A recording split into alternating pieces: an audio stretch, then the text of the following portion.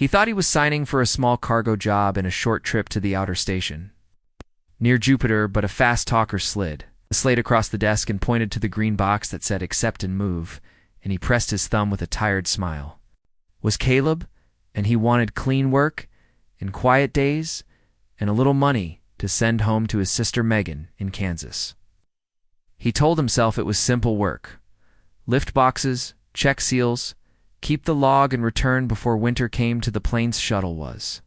Old and the hole sang like a kettle in hard burn. He watched the stars slide like cold rain outside the window, and he rested his head on the seat and let the hum carry him one. He woke a station light spread across the cabin like dawn, and the captain handed him a chipped tablet and said the cargo is living and must be signed by the one who agreed to care, and he felt a slow weight settle in his chest. A door hissed, and a small figure stood inside the bay, hands folded, eyes bright like wet amber. Skin a soft silver tone like moonlight on water, and hair braided in simple cords. The tag on the crate read service tier and a code he did not know, and a name written in a clear hand. Lily Caleb said to himself that a mistake had been made. He turned the tablet and read the contract with new eyes, long pages that he missed before, lines thick with careful words. A labor bond for one cycle care, shelter protection, basic education, cultural bridge duties shared between guardian and ward payments. Released on milestones and penalties for harm or neglect, felt heat in his cheeks. He had not meant to sign a life into his care, yet the seal bore his print in the station. Clerk looked bored, and the captain already drifted toward another bay. So Caleb took a breath and stepped closer to the girl. I watched him without fear, her head tilted like a curious bird. She held a small cloth pack to her chest, and she stood very still. He lowered his voice and told her his name. He said he would not trade her, he said.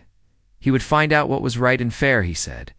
They would sort this together, nodded once in a tiny smile grew like a lamp warming in dusks. First night on the station was a maze of rules. They were sent to a small room with 2 bunks, a sink, and a window that showed a river of ships sliding past like slow fish. Caleb gave Lily the lower bunk and the blanket with soft fleece. He took the top bunk and lay awake counting the quiet clanks that came through the while he read more of the contract and learned the word servant meant something different in her culture. It meant a student who serves to learn, and a guardian who teaches by sharing daily work. It meant a bond like an apprenticeship, and a path to citizenship. If the bond was honored and closed with dignity, felt his shoulders loosen.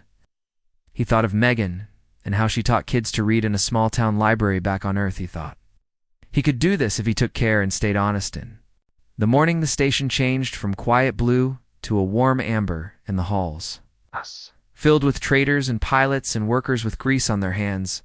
They walked to a clinic for a health scan. The nurse was named Nora, and she spoke gentle words and offered a soft smile. Lily watched each step and mirrored it like a slow dance, and Nora marked good health on the slate outside the clinic. A tall man with a metal pin on his coat weighted his eyes like nails. He called Caleb by name and said, "There is a correction desk for contract errors. It sits on deck 9, but the line is long." He said he could speed things for a fee. He said the girl could be placed elsewhere. In our Caleb felt the air turn thin.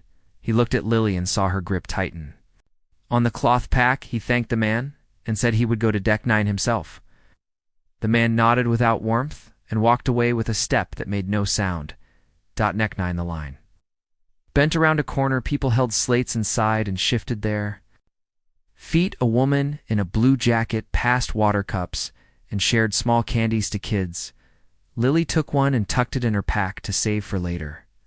Caleb watched the counter and the clock and the slow crawl of names. When their turn came, the clerk looked up with tired eyes and read the file. She said the bond was legal and clean, and the only way to break it early was to move the ward to another guardian with consent and oversight, or to fail the bond through harm or neglect, which would ban him from work across the belt and beyond. Caleb felt the choice close, like a door.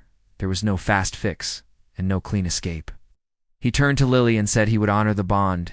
He said he would do right and teach what he could and learn what he must. Lee touched her pack and nodded again. The small smile returned. They took a small cargo job to the icy mines of Callisto, crates of filters and warm suits and seed gels for the hydro bays. Lily learned the words for wrench and seal and safety. She learned how to log each crate and how to check the tether twice and how to hold the rail when the station spun a little faster at night. They sat by the window and looked at the long glare of Jupiter and the thin flare of the sun, and she asked, without words, by tapping her fingers on the glass, why this giant glowed like a sleeping fire, and he told the story of storms the size of continents.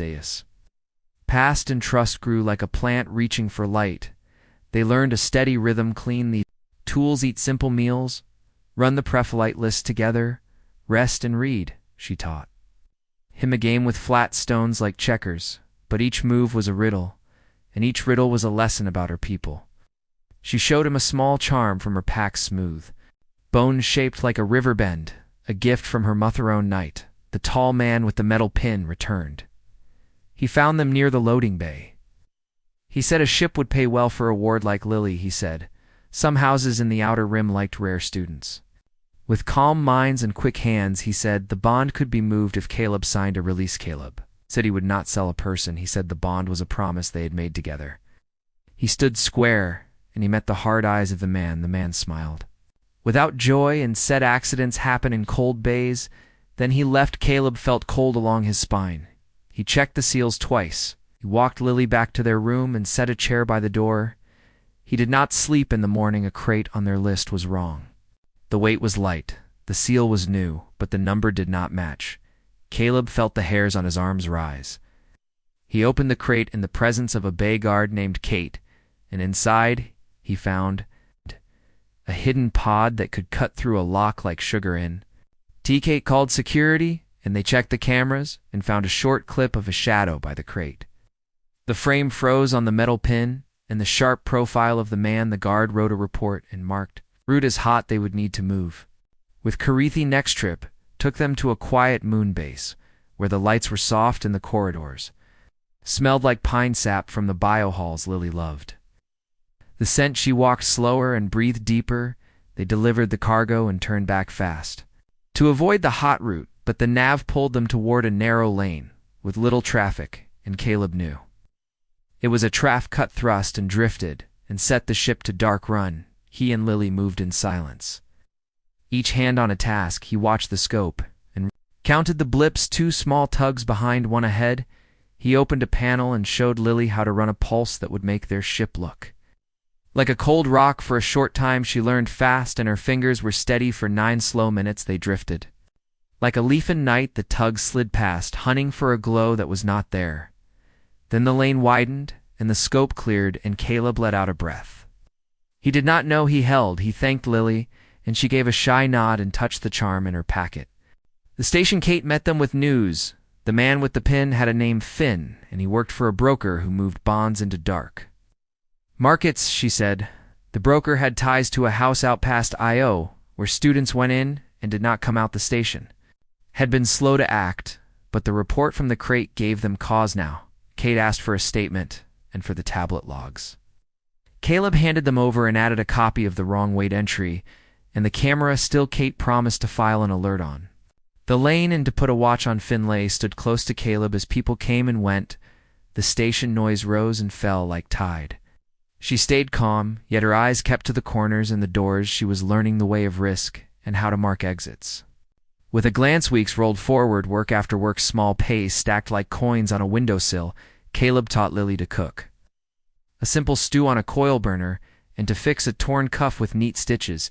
He showed her pictures of Kansas fields, gold and wide, and she smiled at the shape of the clouds like ships on a sky ocean. A message blinked on the slate, a hearing set for the bond in 30 days. The station board would review progress and decide if Lily had learned enough for a first tier test. If she passed, she could choose her next path, and the bond could be adjusted to a lighter form with shared rights and shared choice. Caleb and Lily doubled their lessons. They practiced language for trade and for law. They studied station maps and safety codes. They walked the charity deck and helped at the soup line. Lily served warm bowls with quiet grace and listened to tired pilots. Tell old stories of near loss, and sudden Luckfin did not vanish. He watched from corners sometimes. Caleb felt his gaze like a wire across the back of his neck one night. He found a small smear of black on their door and a tiny camera bead in the vent. He took it to Kate, and she swore under her breath and moved them to a safer room and set a silent alarm on the Hallen. The day of the hearing, the boardroom was bright with white light, and a long window showed a wheel of ships, too.